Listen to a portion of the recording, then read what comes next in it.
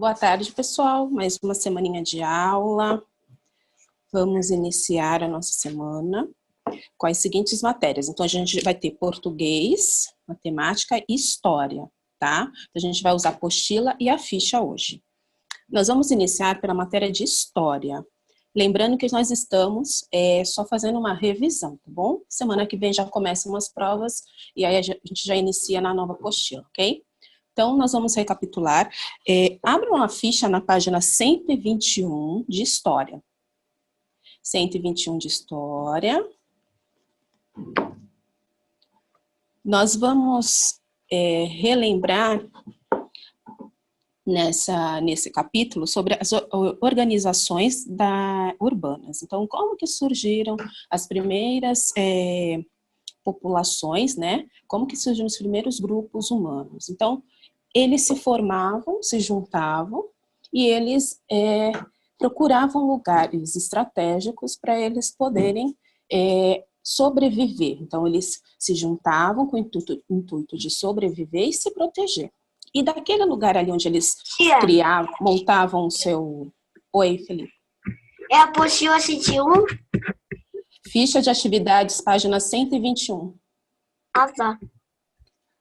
Então, naquele lugar onde eles se juntavam, dali eles tiravam todo o alimento que eles precisavam. Só que quando os alimentos ali acabavam, o que eles faziam? Eles se juntavam e iam para um outro lugar, onde eles também pudessem tirar dali o seu sustento. Aí chegou uma certa época que eles acabaram se juntando perto de um rio.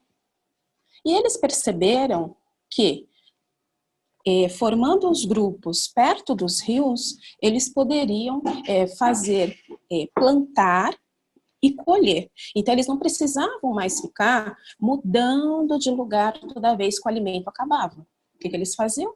Eles perceberam, então, que eles podiam plantar naquele lugar, já que tinha água, porque o alimento, né, ele precisa, também a gente precisa da água. Então, eles perceberam que ali, perto dos rios, eles iam tirar tudo que eles poderiam, que eles precisavam. Então, eles não mudavam mais de lugar e assim foram crescendo os grupos humanos, tá? A partir do momento em que eles perceberam que eles podiam plantar o próprio alimento, colher o próprio alimento, não tinha mais a necessidade de ficar mudando de lugar.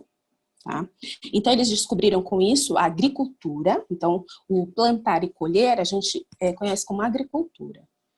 E descobriram também que os animais, eles também poderiam viver junto com eles ali. Então, eles descobriram com isso a pecuária, que é a criação dos animais, certo? Bom, baseado nisso, nós vamos responder agora o primeiro exercício, tá? Então, vamos lá. O primeiro exercício está falando assim: sobre o surgimento das primeiras cidades e das mudanças na produção de alimentos, assinale V as alternativas verdadeiras e F as falsas. Então, diante do que a gente já conversou. Letra A. A agricultura foi uma atividade que possibilitou o aumento da população? Isso, é uma afirmação verdadeira. Então, eles descobriram a agricultura, então isso fez com que a população também fosse crescendo. Então, vou colocar verdadeiro. Segunda, nenhuma das cidades da antiguidade surgiu perto de rios? Verdade ou falso? Falso, né? Nós acabamos de falar que todas as cidades, elas surgiram a partir dos rios, porque as pessoas foram se juntando ali perto dos rios para poder fazer com que crescesse a população e a cidade. Deixa eu só... Bom, a terceira. Conforme desenvolviam novas tecnologias, as cidades iam crescendo. Verdadeiro ou falso? Verdadeiro. Por quê? Porque eles foram descobrindo que eles podiam criar objetos, né, armas, que eles pudessem usar para o seu dia a dia. Quarta, a agricultura era a atividade de caçar os alimentos? Verdadeiro. Lembra que a prof acabou de falar? Então, eles descobriram que por meio da agricultura, eles poderiam... A agricultura não é atividade de caçar os alimentos. Perdão, volta.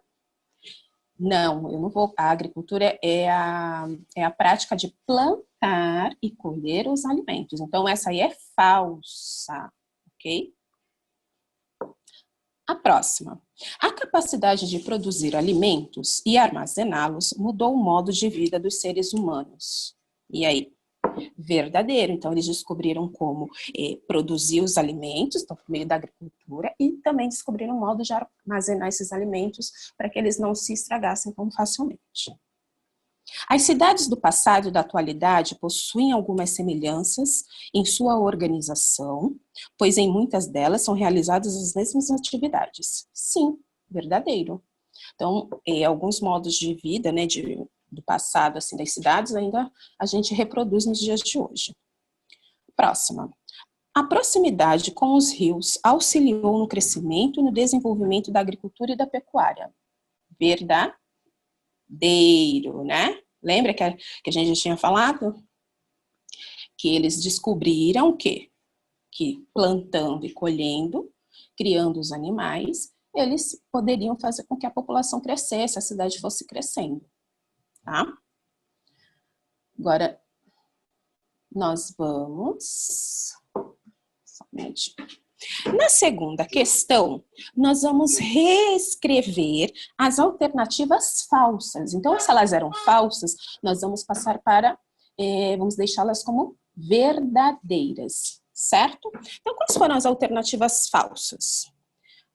Aquela que ela fala assim, que nenhuma das cidades da antiguidade surgiu perto dos rios. Como que eu vou transformar ela em verdadeira? Eu vou dizer que a maioria das cidades da antiguidade surgiram próximo aos rios. Certo? E a outra frase que era falsa também, que nós vamos transformar em verdadeira, qual que é? Aqui ele fala que a agricultura é a atividade de caçar os alimentos? Não, eu vou reescrever a frase falando que a agricultura é a atividade de plantar e colher os alimentos. Ok? Então, vamos... Ai, perdão, peraí, gente.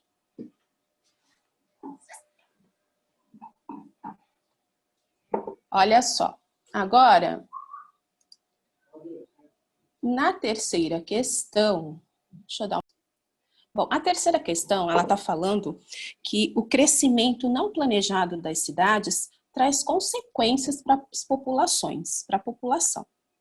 Então, essas consequências, geralmente, são ruins, né? Então, mexe com toda uma estrutura familiar, o modo de viver dessas pessoas, porque elas acabam construindo as suas casas, né, em locais que não foram planejados para aquilo, que não são próprios para ter as construções, e elas acabam sofrendo consequências com isso. Então, elas não têm alguns benefícios que nós, que moramos em lugares mais bem estruturados, vamos dizer assim, temos. Então, o que nós vamos fazer na questão número 3? Ele está falando assim: vimos que o crescimento não planejado das cidades acarreta, muitas vezes, problemas para a população. Assinale com um X os problemas estruturais que as cidades podem ter. Bom, a primeira questão, ele está falando assim, que a falta de saneamento básico. Ah, mas o que é o saneamento básico? O saneamento básico é um conjunto de serviços que vai vai fazer com que o local onde a pessoa mora e trazer benefícios para as pessoas de modo que ela não sofra algumas consequências, tá? Então, quais são esses serviços? Alguns desses serviços, a gente tem a coleta e o tratamento do esgoto. Então, onde nós moramos, a gente não vê o esgoto a céu aberto assim, né? Agora, nos locais onde as pessoas constroem suas casas que não são apropriados, essas pessoas não têm serviços de coleta de esgoto. Então, elas acabam tendo que viver com aquele mau cheiro, né? Aquela imagem meio ruim ali. Elas não têm a coleta dos resíduos, então não tem coleta de lixo, então elas vivem, olha, novamente, a questão do lixo, então elas vivem no meio do lixo. O lixo traz o quê? Traz insetos, animais, bichinhos que não são agradáveis. E isso tudo acarreta problemas de saúde para a pessoa. Ela não tem água tratada, então ela bebe uma água que não é tratada e ela vai ficar o quê? Doente, certo? Então a falta de saneamento básico acarreta vários problemas para a pessoa, para a população. Então, eu vou assinalar essa questão? Vou, porque a falta de saneamento básico, ela traz problemas, certo? A segunda frase, asfalto novo em todas as ruas. Isso é ruim? Não, né? É ótimo, então não vou assinalar. Na página 122, divisão da população entre favorecidos e desfavorecidos. O que isso quer dizer? É que umas pessoas, elas são mais favorecidas, então elas têm tudo o que a gente precisa, né? Então elas têm lá hospitais, elas têm escolas, elas têm os supermercados, tudo muito próximo, tudo muito do bom e do melhor. Aquelas que são desfavorecidas, elas acabam morando em áreas não muito legais, né, que não são apropriadas. A questão dos hospitais, de elementos necessários e básicos para o nosso dia a dia, para essas pessoas desfavorecidas, acaba ficando um pouco mais complicado. Tá? Então, nós vamos assinalar essa questão, sim, que a divisão da população entre favorecidos e desfavorecidos também é ruim. A quarta. Problemas de saúde e doenças. Quem é? Léo? Léo, eu ainda tô na 1, que eu só cheguei agora, pensei que era... Bom, então, problemas de saúde e doenças causadas pela falta de saneamento básico, eu também assinalo. A última frase, iluminação pública em todas as ruas. Isso é ruim?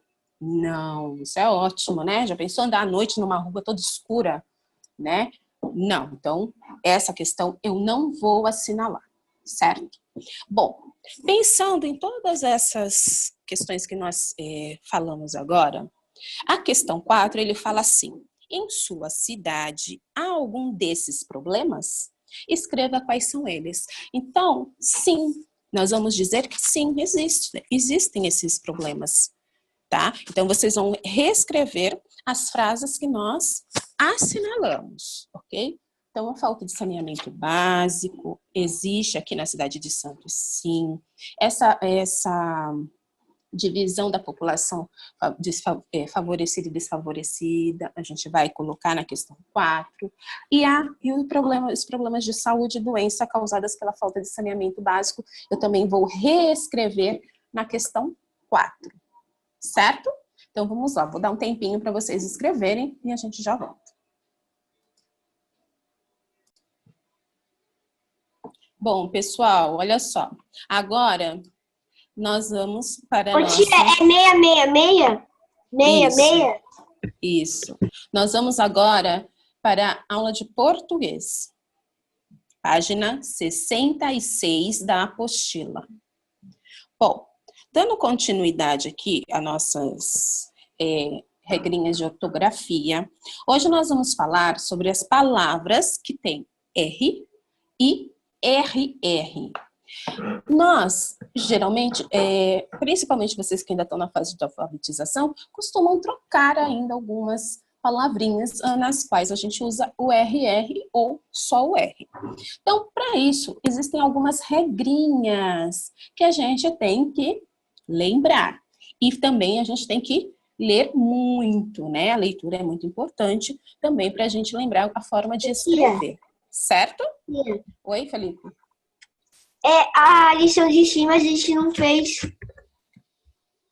Então, depois nós voltamos nela, tá bom? Tá. Vamos lá. Então, nós temos aqui alguns exemplos de palavras que se escrevem com R e RR, tá? Então, olha só. Eu tenho uma frase aí que está dizendo assim, lavar o carro pode custar caro. Lavar o carro pode custar caro. O que acontece com a letrinha R, com o som da letrinha R na palavra carro e na palavra caro? Na palavra carro, a letrinha eu escrevo com 2 R's, então o som fica forte. Na palavrinha caro, o som fica mais fraco e eu escrevo só com um R, porque uma palavrinha não tem nada a ver com a outra. Elas podem, dependendo, elas podem até lembrar, mas elas não têm nada a ver uma com a outra, tá bom? Bom, eu tenho algumas regrinhas para seguir, certo? Eu vou escrever as palavrinhas com um R, olha só, pessoal, presta atenção. Quando o R estiver entre vogais, certo? Então, eu escrevo a palavrinha com um R, quando essa palavrinha, o R estiver entre 2 vogais. Ele dá o exemplo aí da palavra caro, barata. Aí a prof pegou outros exemplos para a gente ver como que o som vai ficar fraco. Olha só. A gente tem a palavra loira. Na palavrinha loira, olha só, eu escrevo com um R. Esse R está no meio da vogal I e no meio da vogal A. Outra palavrinha. Hora. Olha lá o R de novo, eu escrevo com um R. E o som é fraquinho. Por quê? Porque ele está no meio de 2 vogais. Certo? Aí eu tenho outras palavras que eu escrevo com um R, que também estão no meio das vogais. Então, tem a palavra dura, a palavra cara, e entre outras, ok? Vamos lá. Agora, quando o som do R sai forte, eu tenho 3 regrinhas para seguir, tá? Então, a primeira eu já sei, que é quando eu uso RR, então ele vai sair forte. E tá? mas que página vocês são? Depois, 66, Felipe. Depois, a outra regrinha é no início das palavras. Então, ele dá o exemplo da palavra rio, raio. São palavrinhas que iniciam com R e tem o som forte. Lembrando que eu não inicio nenhuma palavrinha com 2 R's. Aí eu peguei outros exemplos. Eu peguei a palavra, deixa eu tirar aqui o fone e vou para a louça, tá bom? Olha só. A prof pegou outros exemplos de palavrinhas que tem R com som forte no início. Então eu peguei lá, ó. Eu peguei a palavra ralo. Ela tá no início, então ela vai ter o som forte. Eu não posso iniciar nenhuma palavrinha com 2 R's, tá? Na palavra rato, olha lá, inicia com R. Então, o som também vai ser forte, certo? Então, tem o som forte, apesar de se escrever apenas com um R. Outra regrinha que eu tenho que prestar atenção quando o R sai com um som forte é depois de consoantes. Então, na palavra genro, que o livro dá como exemplo, ele está dizendo aqui, ó, que o R, ele está depois da consoante N. Então, vamos ver aqui essas outras palavrinhas, olha só. Nessas outras palavras que eu peguei com vocês, o R também está depois de uma consoante. Então, eu peguei aqui a palavra, olha, enrolar. Olha, o R está depois da consoante N. Então, ele vai sair com som forte. Outra palavrinha. Olha só. Enraivecido. O R vai sair com som forte. Enraivecido. Mas eu escrevo só com R. Porque ele está depois de uma consoante. No caso aqui, de novo, a letrinha N. Mas pode ser qualquer consoante, tá? Então, se o N vier depois de qualquer consoante, ele vem com som forte, eu escrevo com um R só, ok? Se ele for no início da frase, ele também vai ter som forte. E se eu escrever a palavrinha com 2 R's, ele também vai ter o som forte, ok?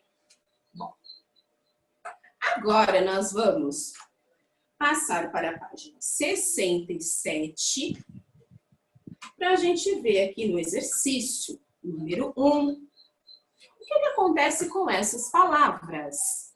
Vamos lá?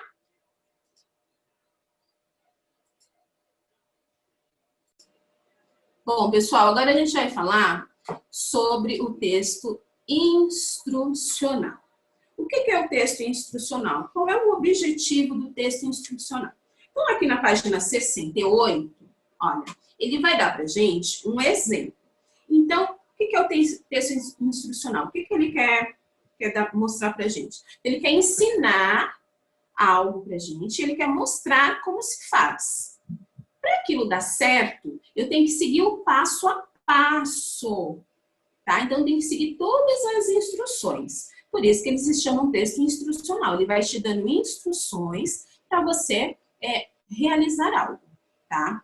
Bom, eu tenho como exemplo dois tipos de textos instrucionais, que é o texto impresso, que é aquele que está nos livros, né? Está nos folhetinhos que a prof vai mostrar para vocês já, tá bom? E tenho o texto instrucional por tutorial, que é feito por meio de vídeos, ok? Então, a gente já vai estar vendo isso aqui, tá?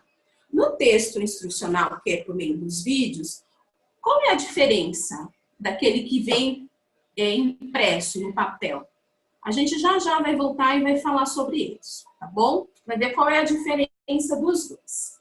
Bom, o texto instrucional, eu posso achar ele de várias maneiras. Então, olha só, eu tenho um manual de instruções aqui, tá vendo? De um eletrodoméstico. Então, nesse guia aqui, nesse manual de instruções, ele vem dizendo como que eu devo usar esse aparelho. Então, ele vem me dando todas as instruções que eu devo seguir. Para quê? Para eu manter o meu aparelho sempre em bom estado de uso, para ele não queimar, né? Qual é a funcionalidade dele? Qual é a função dele? Então, olha, no texto instrucional que eu encontro nos eletrodomésticos, ou até mesmo, olha só, nos rótulos de embalagens, quando vocês pegarem um rótulo aí com a mamãe, ou for no mercado, olha só, nos rótulos também tem um texto instrucional.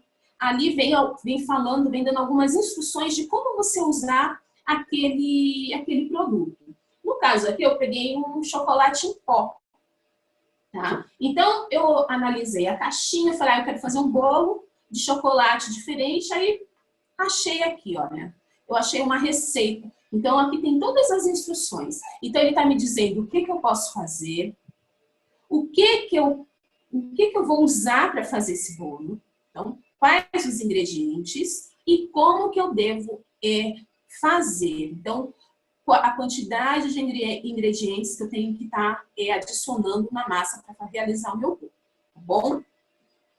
A prof vai tentar, peraí, eu vou tentar compartilhar com vocês esse trechinho aqui do texto instrucional por vídeo, esse tutorial de como fazer slime, tá bom? Ele é só um trechinho, eu vou tentar, porque eu não sei se eu vou...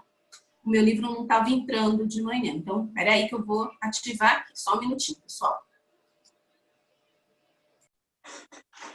Vamos lá, pessoal. Página 69. Então, para entender o texto, então a gente vai conversando e vai respondendo o quê? As questões referentes ao texto. Tá? Então, olha lá.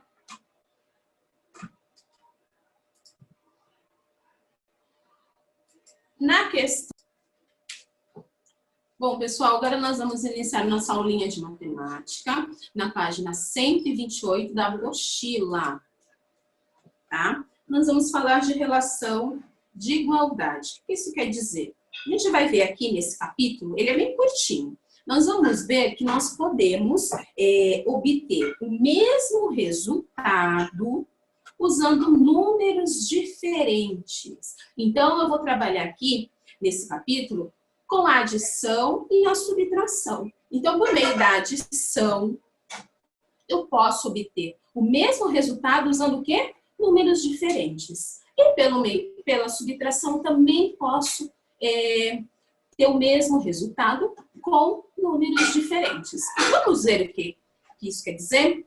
Prestem atenção no casco da tartaruga. Vocês estão vendo a tartaruga que tem aí? Na página de abertura? 128? Bom, vocês viram que no casco da tartaruga tem pontinhos? Sim? Então tá. Olha só, o casco da tartaruga, ele foi todo divididinho, não foi? Então, a gente tem 1, 2, 3 colunas e 1, 2, 3 linhas. Lembrando que as colunas, elas são em pé e linhas deitadas. Bom, vamos lá na coluna, lá na última coluna do casco da tartaruga. Conta pra mim, Juan, quantos pontinhos tem lá no último casco da tartaruga, da coluna? Peraí. Oi? Na última coluna? Na última coluna do casco da tartaruga, da página 128. Quantos pontinhos tem ali? Eu sei, mas eu não vou Ativa falar. para você falar aqui com a tia agora. Eu sei, mas eu não vou Só falar. um minuto, Felipe.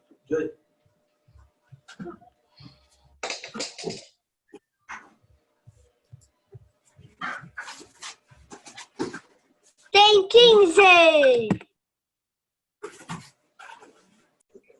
Então, se eu for contar as linhas também, eu vou ter 15, tá? O resultado 15. E os pontinhos, o que os pontinhos representam?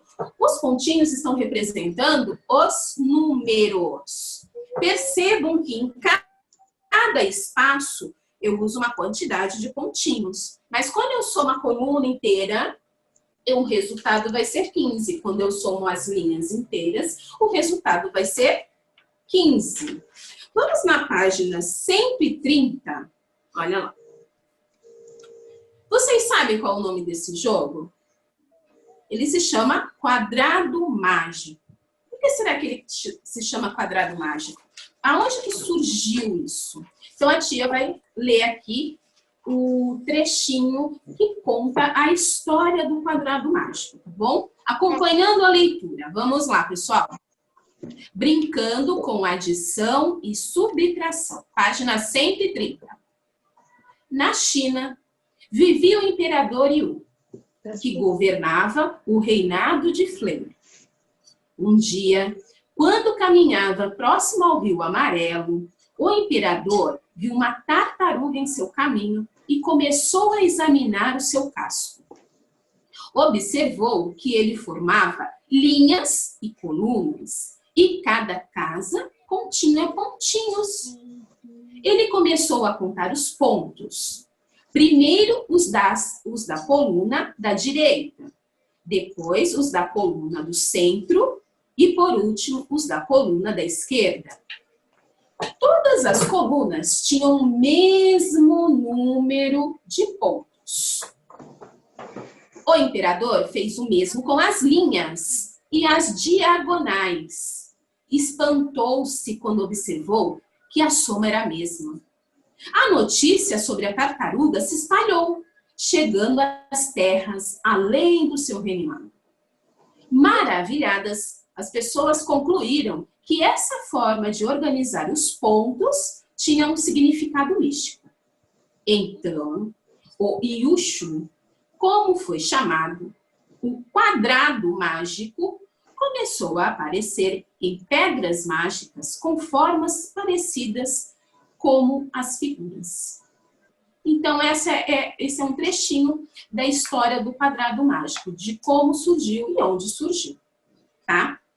Bom, vocês viram que lá no casco da tartaruga nós usamos 3 números para resolver a adição, não foi? Então, eu tinha lá, ó, eu tinha 4 mais 3 mais 2, 4, 6, mais 8. Então, eu posso usar 3 números para chegar no mesmo resultado. Mas eu também posso usar só 2 números para chegar também no mesmo resultado. Como o exemplo que ele está dando aí, olha. Se eu tiver 14 mais 1, eu vou ter quanto? 15. Se eu tiver 13 mais 2, também vou ter 15. Certo? Então, eu posso, na adição, olha lá, na adição, pessoal, eu posso utilizar 3 números para chegar no mesmo resultado, 3 números diferentes, ou eu posso usar 2 números também diferentes, tá? Já na subtração, na página 131, na subtração, eu uso só 2 números. Olha o exemplo que ele nos dá lá. Ele nos dá para subtração, tá? Para achar o resultado 15, ele coloca lá, ó, 17 menos 2. Vai ficar 5.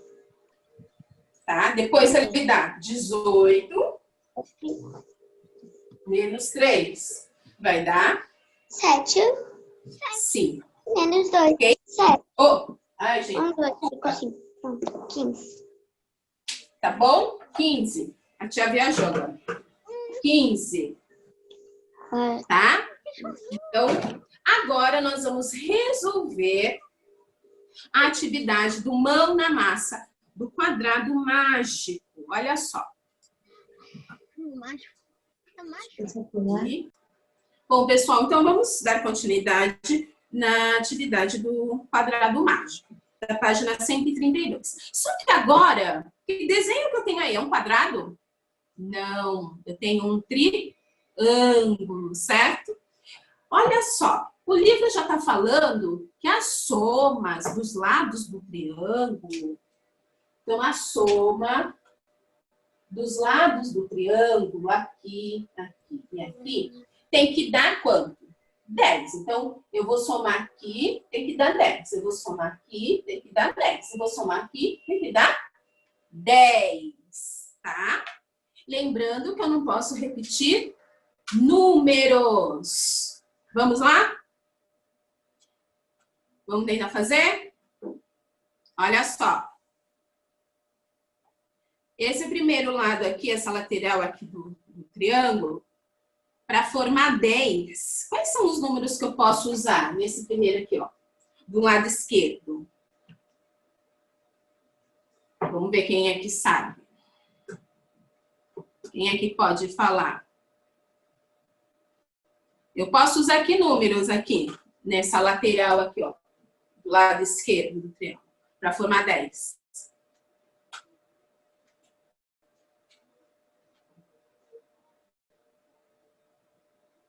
Deixa eu desenhar meu triângulo aqui para vocês poderem acompanhar junto.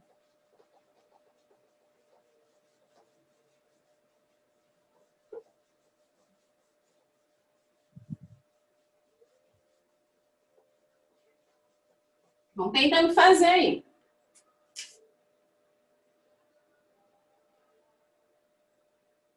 Deixa eu ver aqui o desenho. São 3, né? 1, 2, 3.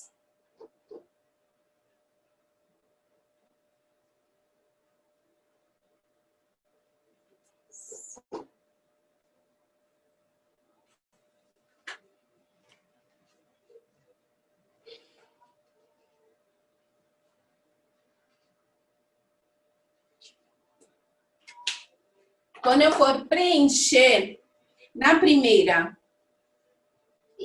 no primeiro lado aqui, olha só, eu vou pegar O número 1 vai ser a minha base lá em cima. Eu vou fazer aqui, ó, os cantinhos dele. E aí vocês tentam colocar os outros números ali, pode ser? Então, ó, vou pôr o 3 aqui. E vou pôr o 5 lá na outra ponta. Pronto.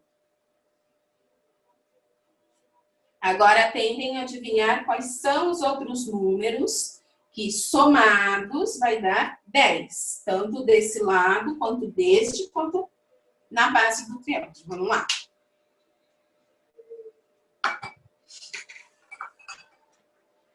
Que número será que eu vou encaixar para dar 10? A soma tem que dar 10.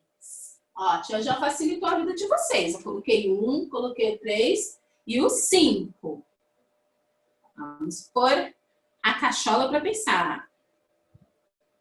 Vamos lá.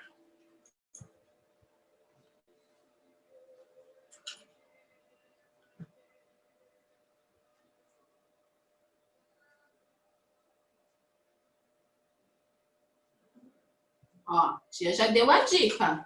1 lá na ponta, 3 aqui e o 5 aqui. Qual é o outro número que se eu colocar aqui e somar com 3 mais 5 vai dar 10? Qual é o outro número que se eu colocar aqui e somar com 5 mais 1 vai dar 10? E assim por diante. Vamos lá. Isso é fácil.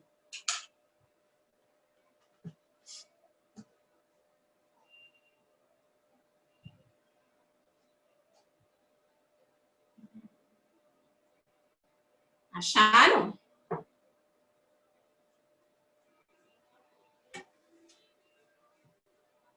É só somar, né, pessoal? Olha só. Nessa lateral aqui, ó, desse lado, eu já tenho 3 mais 1, que dá quanto? Quanto? Ô tia, 4. Eu já acabei porque é muito easy. 4 para chegar no 10, quanto falta? 4 na cabeça. 5, 6, 7, 8, 9, 10. 6. Então, eu coloco o número 6 aqui. Agora, eu vou lá para o outro lado. 5 mais 1, 6. 6 para chegar no 10, 6. 7, 8, 9, 10. 4. E aqui, 8, 3 mais 5. 8 para chegar no 10, 8. 9, 10, 2. Acertaram? Quem fez acertou? Parabéns. Então, vamos para o penúltimo exercício de hoje. Terminaram, pessoal aqui da outra tela? Leonardo, André, terminou? Juan, Bárbara fez? A joinha? Ok. Muito bem. Então, vamos lá. Olha só essa situação que a gente tem aqui na letrinha, no número 1 do Mão na Massa, pessoal. Acompanhem a leitura. Vamos lá. Eu tenho R$50 no meu bolso em notas de 5, 10 e 20 reais. Então, ele tem R$50 em notas de 5, 10 e 20 reais. Bom, letra A. Como eu posso compor esse valor? Então, como que eu posso compor uns R$50 usando essas notas? As notas de 5, 10 e 20. Presta atenção, eu não posso tirar nenhuma nota, tá bom? Eu posso repetir alguma nota aqui, mas eu não posso deixar nenhuma nota de fora. Então, olha lá. O que ele quer que a gente faça? Que a gente forme o valor R$50, só que usando os números 5, 10 e 20. Vamos ver como é que a gente pode fazer isso? Sem deixar nenhuma notinha de fora? Vamos lá? Olha só. Então, eu vou pegar a nota maior. Eu tenho R$20 ali, né? Uma nota de 20. Então, eu vou pegar lá 20 mais. Eu tenho nota de 10. 20 mais 10 dá 30. Bom, então eu posso pegar uma nota de 10. mais. Então, aqui eu já tenho R$30. Só que eu preciso chegar a R$50, tá? Então, eu posso pegar 4 notinhas de 5. Por quê? Ó, 5 mais 5, 10. Então, eu tinha 30, ganhei mais 10, fiquei com 40. Mais 5, 45. Mais 5, R$50. Eu formei R$50 utilizando as notas que eu tinha no meu bolso. As notas de 20, as notas de 10 e as notas de 5. Então, na primeira situação, eu usei uma nota de 20 mais uma nota de 10 mais uma nota de 5 mais uma nota de 5 mais uma nota de 5 e mais uma nota de 5. Eu usei 4 notinhas de R$5. Então, eu formei R$50. Tá? Então, eu usei uma de 20, uma de 10 e 4 de R$5. Oi, Maitê. Calma, tá tudo bem? Vou te atender, só um minutinho, peraí. Olha só. A outra possibilidade de formar R$50 usando as 3 notas que eu tenho, de R$5, de 10 e de 20, é a seguinte. Eu posso usar R$20 mais 20 mais 10 dá 30. Eu preciso chegar nos 50. Eu posso usar mais uma de 10, 40. 40 para chegar nos 50, então eu preciso de 10. Eu posso colocar aqui... Ô, tia! 5. Porque 5 mais 5, 10. Mais 10, 20. Mais 10, 30. Mais 20, 50. Lembra que eu não posso deixar nenhuma notinha de fora? Todas elas têm que aparecer, tá? Então, não posso excluir nenhuma nota. Vamos lá. Só um minutinho, Davi. Ô, tia, eu usei 3 notas de 10 e uma